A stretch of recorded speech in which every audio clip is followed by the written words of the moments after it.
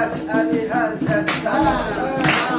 görsün nə fazilet Əli Həzrətdə kim inkar edər məhdini ispat verərik biz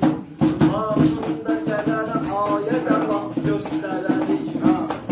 İnşallah qiyamətdən əvvəldən görərik biz 11 imamın qüdrəti höccətdə var 11 imamın qüdrəti höccətdə var 5'in özü əlbəttə xudavəndə vəli Peyğəmbərinin şəhridir, qapısı əlidir Onsundan qüvvətlə imamət də var Onsundan qüvvətlə imamət də var